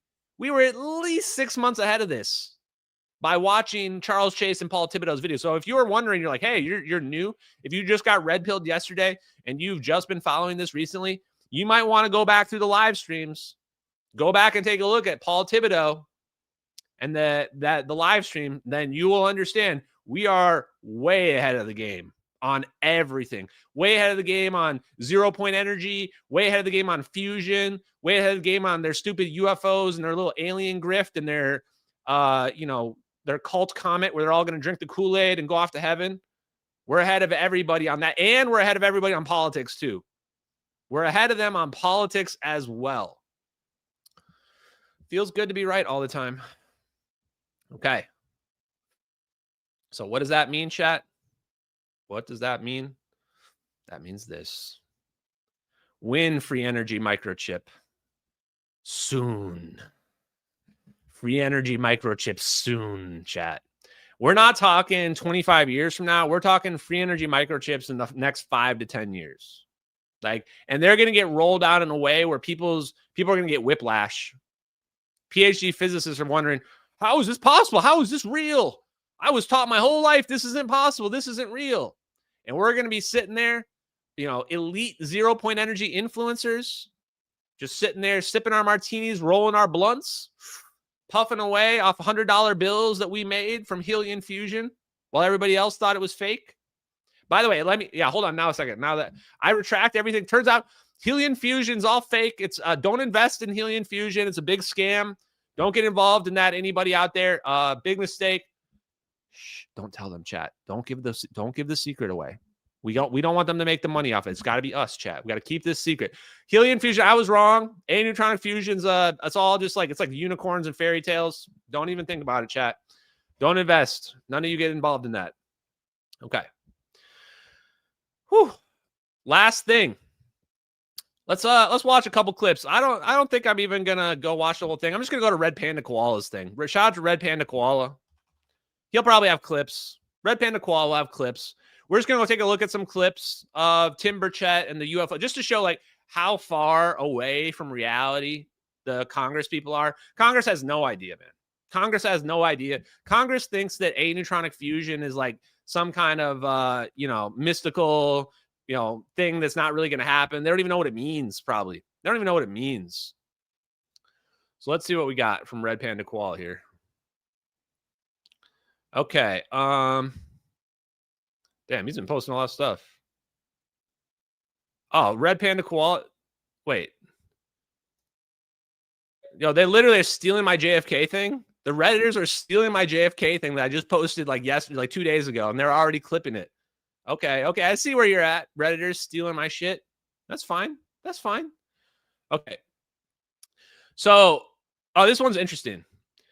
Tim Burchett says that the drones, the New Jersey drones, were Chinese. Let's take a look. These sightings last year over New Jersey, over the whole mid East Coast, that the entire country saw, and they were on video. And we were going to find out what those were, and then it was nah, it's totally full. We don't need to know what that. Yeah. What was that? Well, I still think it was part of Chinese influence. I think when they flew the balloon over, they wanted to. It was 50s or 60s technology. They didn't have anything. They are. I mean, they got enough spies on the ground in every university and every think tank and every national lab, whatever. They got them there. But they wanted to see what our response was. They saw our political response, which was 0, our military response, which was 0, and our press response. And the only thing was the people were outraged about it. And then they shot it down off the coast of Myrtle Beach. So you think the I can't tell if he's talking about the balloon, the literal balloon that we shot down. Is it literally just a normal balloon, or is he talking about the drones here? It's he's getting kind of everything mixed up together here. I'm not going to completely shoot this down.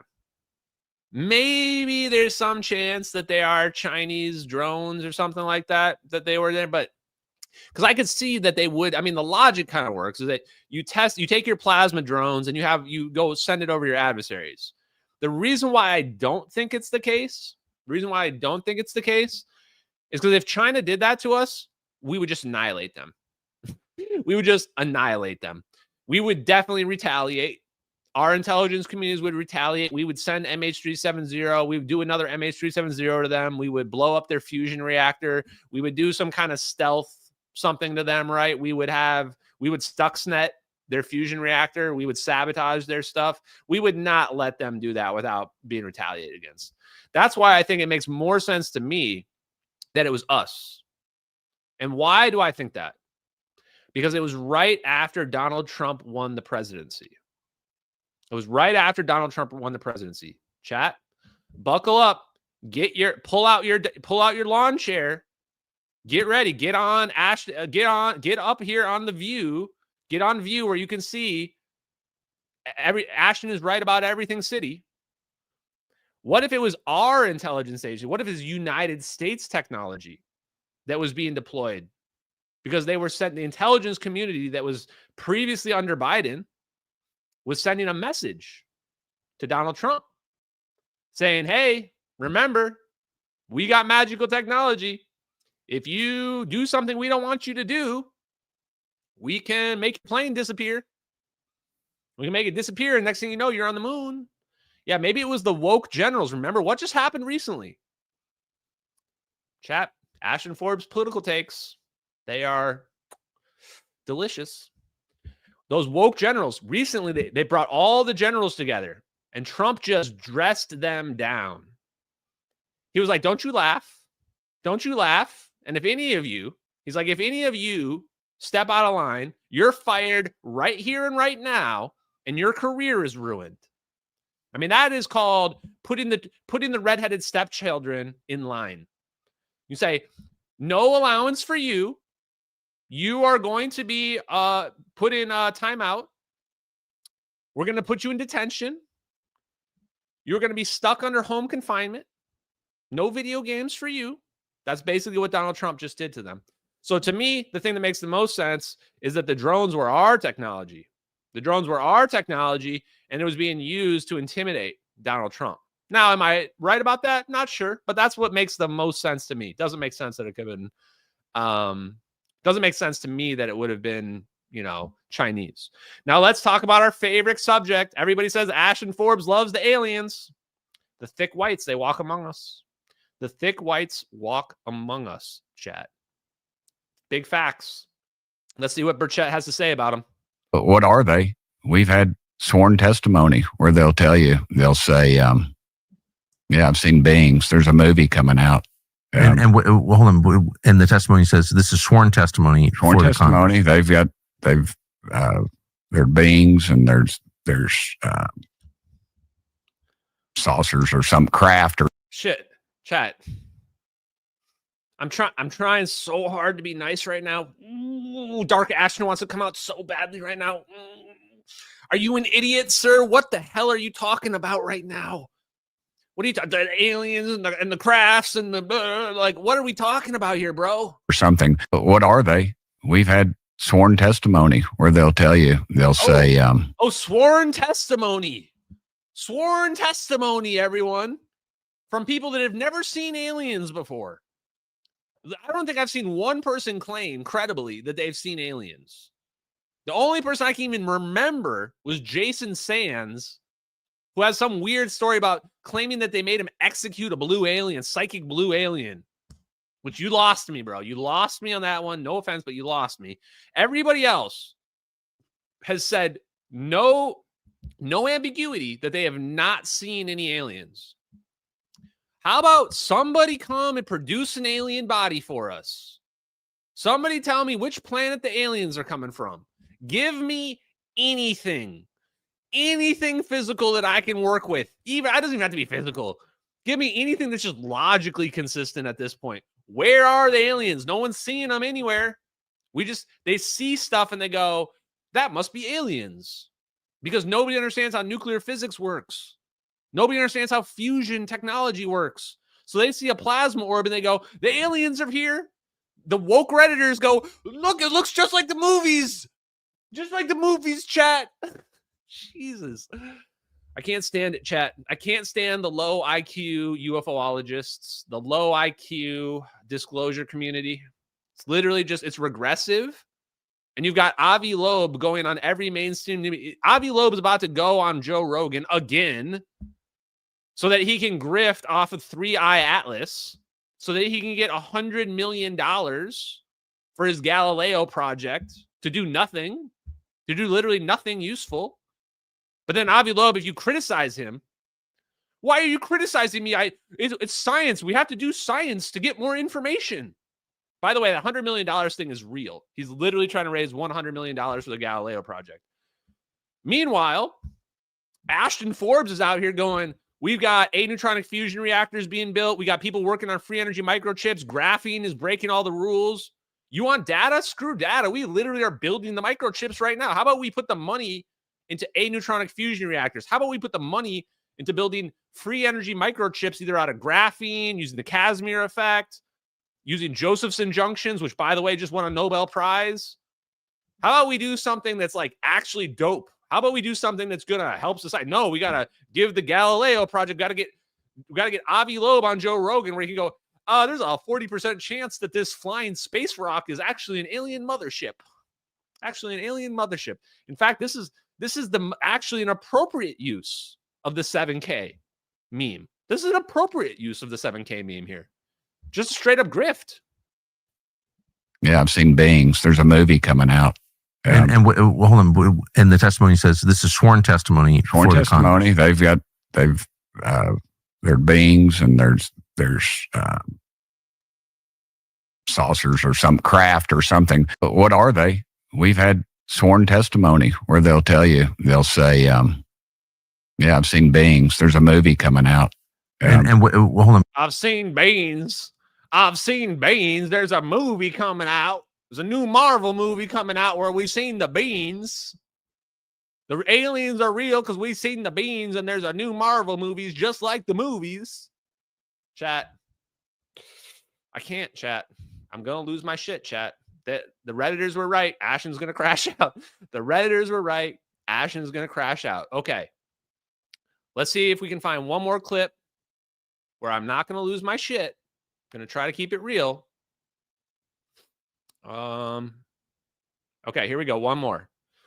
Please redeem yourself right now. Redeem yourself, Congressman Burchett. Please redeem yourself right now. He's going to talk about the underwater aliens now, chat. The underwater USOs. Ooh, spooky. Ooh, sounds it's underwater. It's XCOM Terror from the Deep. Ooh, the lobstermen. What did they say? Crab people.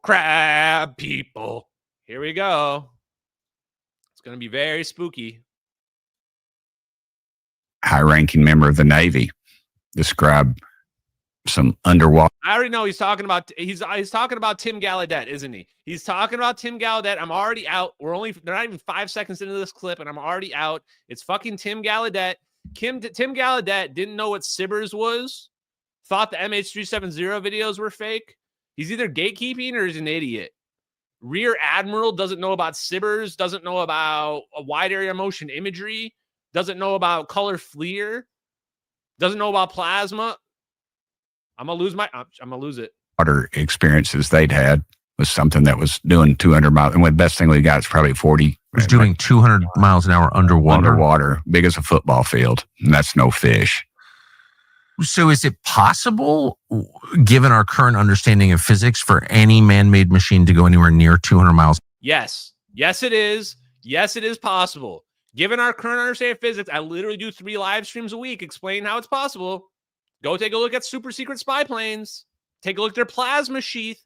What does the plasma sheath do? The plasma sheath reduces drag. Make a plasma bubble, and now you are not restricted at your speed. So yes, it is possible for us to have this technology. Please, Congressman Burchett, do not trigger me right now. God damn it. Chat, I'm scared about what he's about to say right here. I'm scared. It's now underwater? Not with our technology, no. The best we have is probably in the high 30s. And he was converting it. Of course, knots is what the Navy guys would do, but there's nothing. If I fire a 30-06 or any high caliber rifle underwater, it doesn't go 200 miles an hour. I can probably catch it in the length of a swimming pool or so. Yeah, or it just falls down. Yeah, that's what I'm saying. I mean, it's like, so we've got. How? Oh yeah, awesome. Oh, I love that. You're like, do you have any evidence or anything? Nope, doesn't matter. I love that. Oh, chat.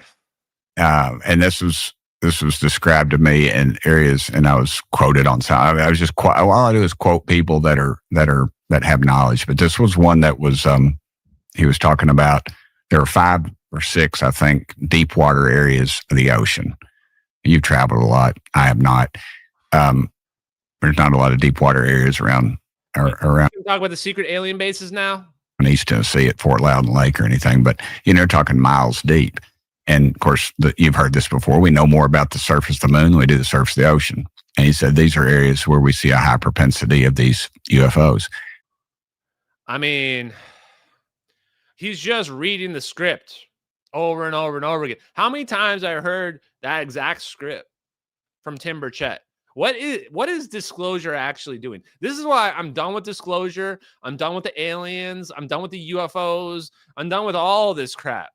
These people are so far behind, and they're just a broken record at this point. Replay the same thing again. We don't know anything about what's under the water. Humans can't have that technology, dang nubbit. We don't understand this alien physics. How could any of this work? Hey, here's a thought. Maybe read a scientific paper. Hey, is that... Whoa, hold up there, Ashton. Reading? You want us to read? I'm from Tennessee. We don't do that reading thing. I mean, if I can do it in 2 years, I went from healthcare IT consultant who knows nothing about physics other than the basics to this, literally reviewing aneutronic fusion reactors. Then why can't any of these people like pick up a textbook, pick up a scientific paper, talk to somebody who actually knows what they're talking about, read the DIRDs, read the Defense Intelligence Reference documents to just spell it out. At this point, you don't even have to read it. You don't even have to read it. Put it into AI, and the AI will tell you what it says. You can bring it down to your 3rd grade reading level and help you out. Chat, I tried to be cool. But they made me crash out. Not my fault. It's actually their fault all along. Okay, guys, time for super chats. Thank you very much, guys. Pill chat. Oh my God, I haven't seen the pill chat this crazy in a long. This is the craziest I've ever seen the pill chat. Okay, thank you, Andy Joanne, for the cans, for double cans. Go. Appreciate you very much, Andy Joanne. Unchained gifts the cookie. Delicious cookie. And gifts the can as well. Most beautiful female on the web is here. I'm impressed. Oh, shit. There might be love in the air, chat. Do we got some hotties? No e-girls. Strict rule. No e-girls. I've learned my lesson. I've had the Russian honeypots come after me. I've had the red-haired vixens come after me. Chat, no e-girls. Remember the rule. What else we got in here? But hit me up in those DMs anyway, baby.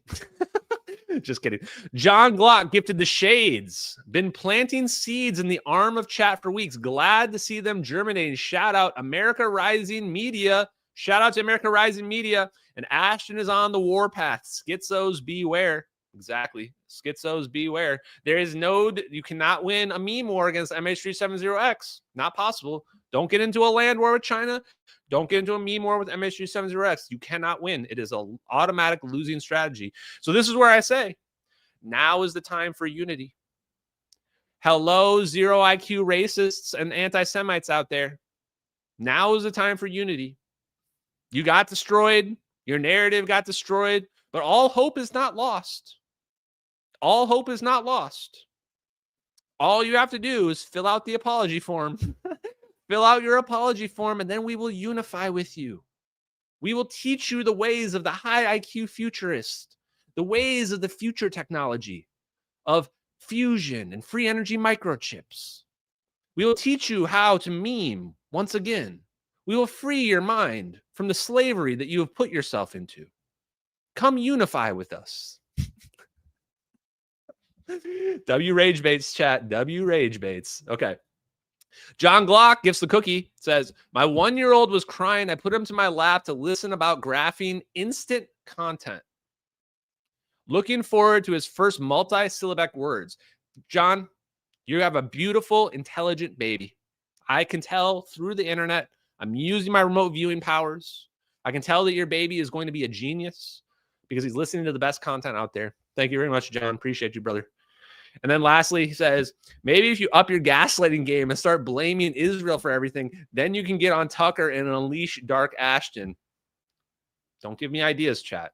Don't give me ideas. If I just go full wolf in sheep's clothing and just debate him and pretend like I'm on his side just to get on the interview and then just go full mask off on Tucker. Ooh. Chat. Never let me have the orbs, chat. Never let me have the orbs. I also just want to say hi to the Rumble chat. Appreciate you guys as well. Now let's get to some of these donos that we got in the super chat on YouTube. Never stop talking, says Mick Leonard. Exactly. Just like the end of the letter to Ashton Forbes, never stop talking. I also want to point out that the live stream podcasts are on audio. So if you are driving to work the next day or you're just on a run taking your dog out and you miss the live streams, go anywhere where you can find the audio. Look for the Ashton Forbes live stream podcast. You can listen after the fact. You can increase your intelligence points. That way you can move up from 0 IQ to low IQ anti-Semite and then potentially up to high IQ futurist, just like a video game. I know you love your video games.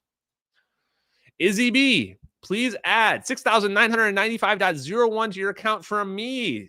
7Ks in the chat, boys. Netanyahu, if you're out there, I've been keeping a tab. I feel like I've done more work for Netanyahu than all of his Israeli propagandists online combined. I've done more than all of them combined. I deserve at least 7K per post. I expect to have my Scarlett Johansson clone soon. And or my $100 million, just make the bag, take the bag of money, make it just appear in my car, make it appear in my apartment. Easy money, chat. Alex, huge donation. I don't even know how much that is in real dollars, but thank you very much. Huge donation. Alex says, keep up the good work. Legend. You're a legend, Alex. You're a legend. Thank you so much for that. I'll put it to good work. I'll get an ice cream. I'll get a steak. And I'll sip on a fine wine. Devos, huge dono, $100 dono. Wow. Sorry you have to deal with so many insane people. Like I said, guys, chat, they merely adopted the darkness. I was born in it, raised by it. They have no chance. Do the schizos feel? Do you feel like you're in charge? Do you feel like you're in charge? Oh, chat! If you don't know those memes, you need to watch Dark Knight Rises. Just like when they feel like they're in charge. Oh, do you feel like you're in charge? Oh no! It's like when they say you're losing your credibility, Ashton. You're losing your credibility to who? Who am I losing my credibility to? A bunch of schizos who can't tell when a basic conspiracy, a basic non-conspiracy, like the Charlie Kirk situation. They can't differentiate between a basic non-conspiracy, straightforward case and a real. That's who I'm losing credibility with. Oh no! Oh no! How will I get by? Instead, I've got the senior editor for CBS follows me and the deputy director of the FBI. Not exactly a bad trade-off if we're just looking at the pluses and the minuses here. Zapparoo.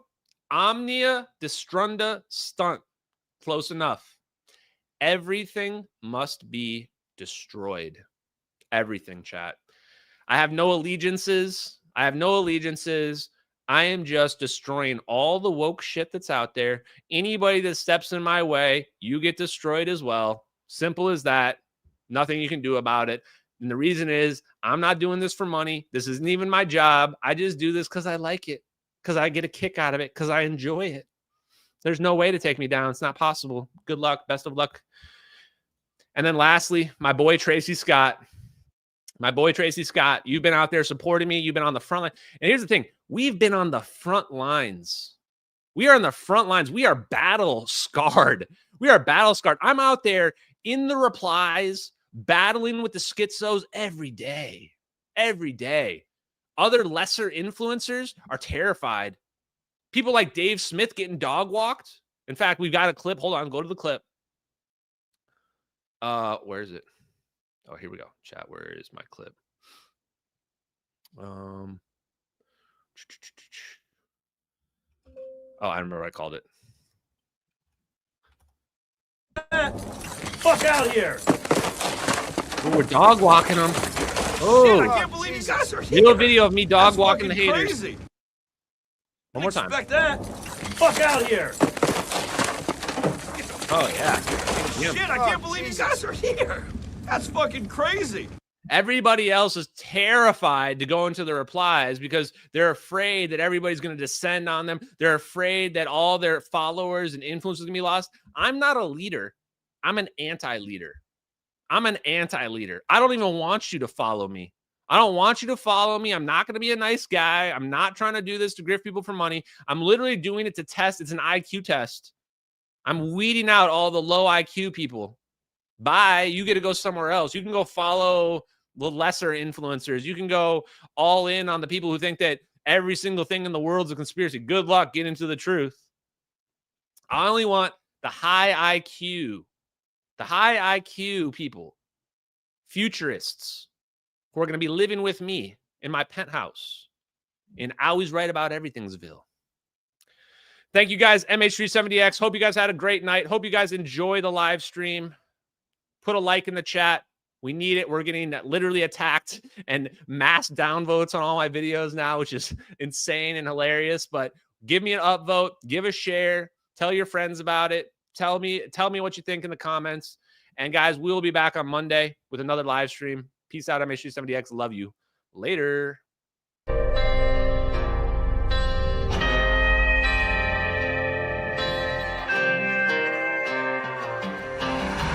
In the fields where the skies are wide, talking about a journey through the cosmic ride. Einstein and Thorne, they set the stage for a trip through time across the space age. Wormholes connect distant points in space, traversable paths to a far-off place. No black holes pull, no crushing weight, just a cosmic tunnel to a distant gate. Talking wormholes, stargates, negative energy, travel through the cosmos, it's our destiny.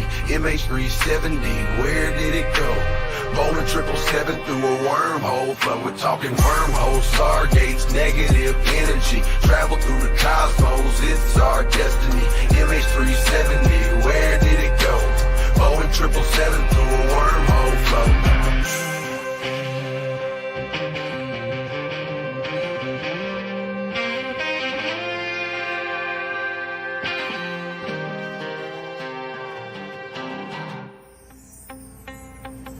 Exotic matter, negative energy's the key to stabilize the wormhole for you and me. Quantum vacuum squeezed so tight, creating conditions for this wondrous flight. Static fields and lasers in the lab they play, generating forces in a new kind of way. Gravitational squeezing, Casimir's force, negative zones we need to stay the course. Talking wormholes, stargates, negative energy, travel through the cosmos, it's our destiny. MH370, where did it go? Bowling 777 through a wormhole flow. Thin shell formalism, plates so fine, spherical geometry we realign. Energy conditions that we must defy. For a stable wormhole, let's give it a try.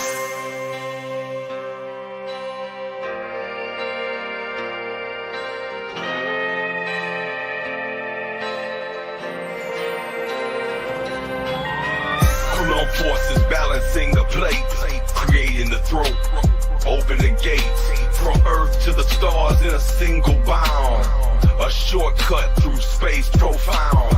Engineers and dreamers hold the key to future worlds and what we could be. With science in hand, we forge ahead through the cosmic paths that we now tread.